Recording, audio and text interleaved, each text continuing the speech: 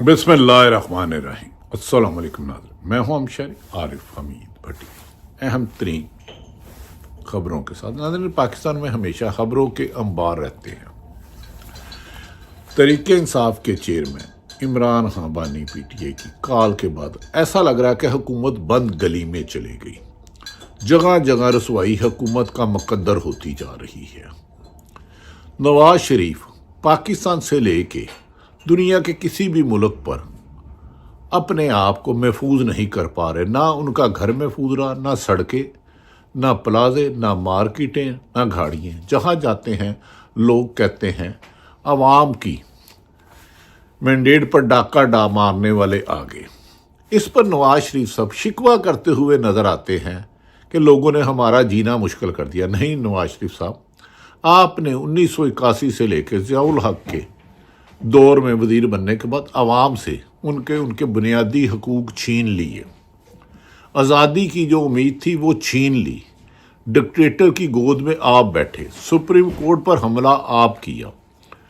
पाकिस्तान में एक अरसा दराज से 86 सालों में एक बहुत सियासी जमात आई जिन्होंने ताकतवरों के आगे इनकार किया, जिन्होंने बैरूनी एजेंडे को रोका। तो आपने उस शख्स के खिलाफ साजिश करके एक साइफर के जरिए उसकी हुकूमत गिरा दी, जिसे तहरीक इंसाफ की हुकूमत कहा जाता है।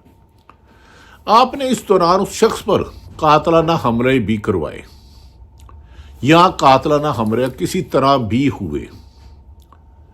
आप इलेक्शन हार गए, लेकिन फिर भी आपने साजिश के जरिए, धांधली के जरिए ताकतवरों को मिला के अवाम के दिए हुए एक वोट की पर्ची को चोरी किया और ऐसी हुकूमत बना दी जो अवाम के गमो गुस्से का शिकार है। अब जैसे ही आप किसी भी जगह जाते हैं लोग आपको पसंद नहीं करते। आपकी जमात आपको खुद बोझ समझ रही है। अवाम आपको जमहूरियत का दुश्मन समझ रही है। उसकी वजूहात ये है कि एक लीडर था सियासी जुल्फ़िकार अली भुट्टो, ज़ियाउल हक ने उसको फांसी दी, आपने उसके गले में हाथ डाला और उसके रेफरेंडम में खर्चा किया। एक हुकूमत थी डिक्टेटर था मुशर्रफ, आपने उसके साथ NRO करके आप जद्दे चले गए।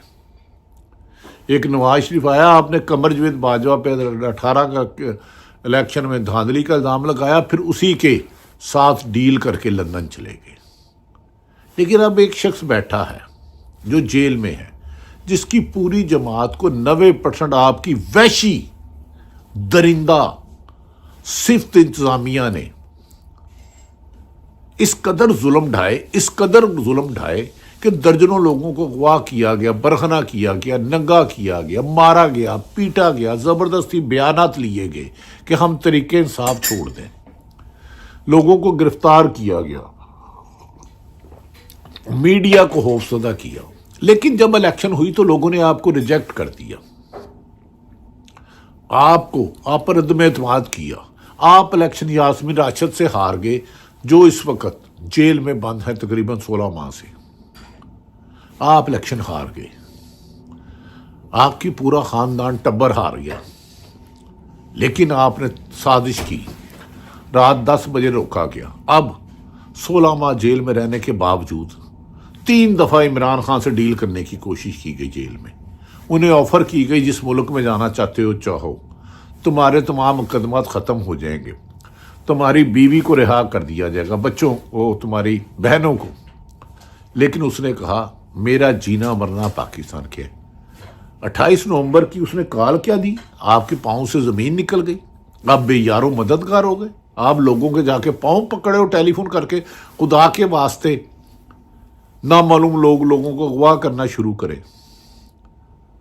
लेकिन इमरान खान की इस दफ़ा हिकमत अमली बज़ाहिर बेहतर लगती है। उन्होंने कहा कि पूरे पाकिस्तान के जितने लोग भी इस्लामाबाद पहुंच सकते हैं पहुंचे, बाकी जिस शहर में जो होगा वहाँ एहतजाज करेगा, दाखिली खारजी रास्तों पर पुरअमन रह जाएगा।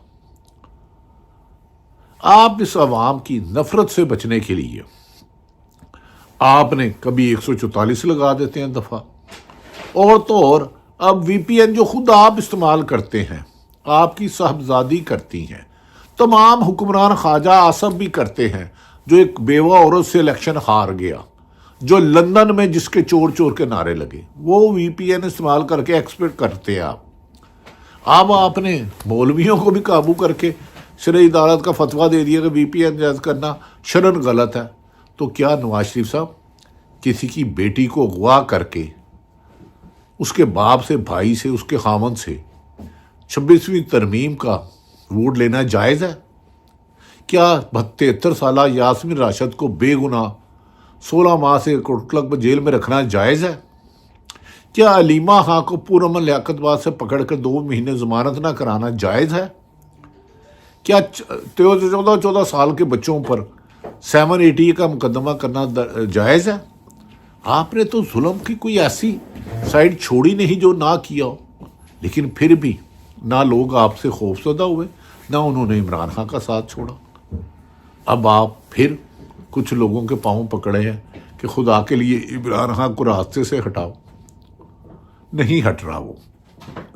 اب آپ کو جگہ جگہ عمران خان کے وہ لوگ مل رہے ہیں جو سمجھتے ہیں کہ عمران خان حق سچ پر چل رہا ہے، عوام کی جدوجہد کر رہا ہے۔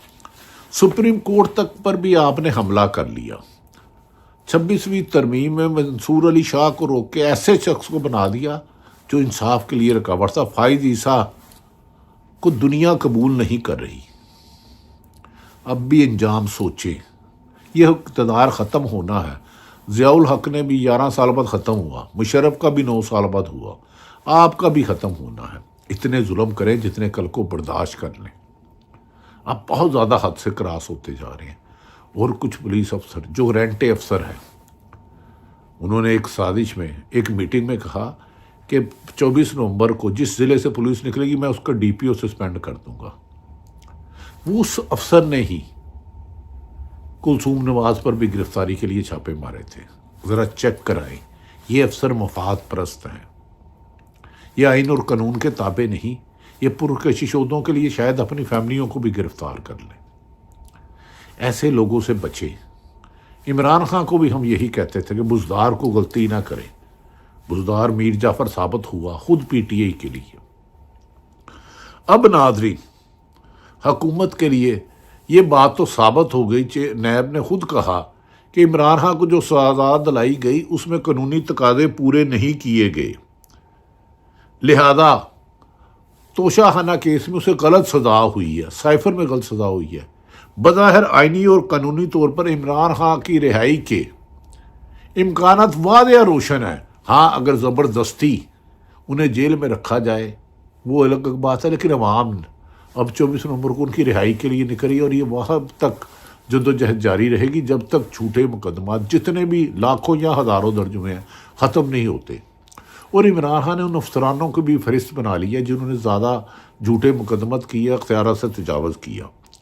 دوسری طرف حکومت کے لیے ایک بری خبر، ان حلقوں کی دھاندلی کا کیس سپریم کورٹ میں پہنچ چکا ہے، جو جسٹس عطر منیلا اور امیر حیدر عباسی سمیت ہے۔ اگر وہاں سے فارم 47 کا جھوٹا پروپیگنڈا کھل گیا تو آپ کی حکومت تو کھڑی ہی 47 پہ ہے، آپ کی اقتدار تو گئی۔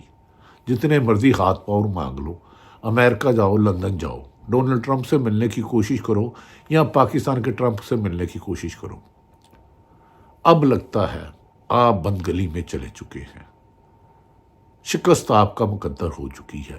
زرداری صاحب، آپ ڈرامے بازی نہ کریں۔ بلاول بھٹو صاحب، آپ نے لوگوں کو اغوا کرایا، 1973 کے آئین کو توڑوایا نواز شریف کے ساتھ مل کے، 26ویں ترمیم کرائی، اور اب کہتے ہو حکومت ہمیں اعتماد میں نہیں لیتی۔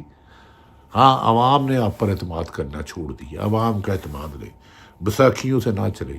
دوسری طرف علیمہ ہاں تحریک انصاف کی سر بانی پری کے بہن نے کہا ہے کہ تمام جماعتوں کو عمران خان نے 24 نومبر کو احتجاج میں شامل ہونے کی دعوت دی ہے۔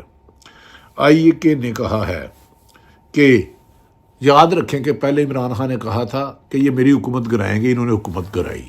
انہوں نے کہا میرے پر قاتلانہ حملہ کریں گے، انہوں نے قاتلانہ حملہ کیا۔ انہوں نے کہا نواز شریف کو یہ باہر ایک اشتہاری مجرم کو لائیں گے، آپ لائے۔ عمران خان نے کہا اس کی یہ پیشن گوئی تھی کہ یہ اس کو الیکشن جتائیں گے، ہار جائیں گے، جتایا۔ انہوں نے کہا کہ مجھے گرفتار کریں گے کرایا، لیکن اب انہیں یہ پورا یقین ہے کہ 24 نومبر کو عوام اپنی حقیقی آزادی کے لیے باہر نکلیں گے۔ دیکھنا یہ ہے کہ عمران خان کی ماضی میں ہر پیشین گوئی بظاہر ٹھیک ہوئی، ہو سکتا ہے کچھ ایک آدھی نہ پوری ہوئی ہو، اگر عوام نکل آئی تو پھر آپ گھروں سے نہیں نکل سکو گے۔ اور میں سرکاری افسران کو، میری اطلاع ہے کہ وزیر اعظم پاکستان ایک وفاقی اہم افسر جو گریڈ 21 یا 22 میں ہے اس سے سخت نالاں ہیں، کیونکہ انہیں ان کی حکومت نے تعینات نہیں کیا۔ یہ سرد جنگ بھی چل رہی ہے، کیونکہ بظاہر حکومت شہباز شریف کی ہے لیکن وہ بے اختیار وزیر اعظم ہے۔ ایسا لگتا ہے جیسے بچے کسی ریموٹ کنٹرول سے کھلونے کو چلاتے ہیں، اسی طرح حکومت کو چلانے والے کوئی اور ہے۔ انہیں سمجھنا ہوگا، بچنا ہوگا، ورنہ یاد رکھنا جمہوریت بھی جائے گی اور انتشار بھی ہوگا۔ اپنی آزادی کے لیے عدالتوں کو کردار ادا کرنا ہوگا۔ ناظرین، یہ وہ صورتحال ہے جو وقت وقت کے ساتھ بہتری کی امید ہو رہی ہے، لیکن حکومت کی ڈٹائی اور بے شرمی رکاوٹ ہے۔ لیکن آخر حق کی فتح ہوگی، سچ پر چلنے والوں کی فتح ہوگی۔ اللہ تعالیٰ پاکستان کا حامی و ناصر ہو۔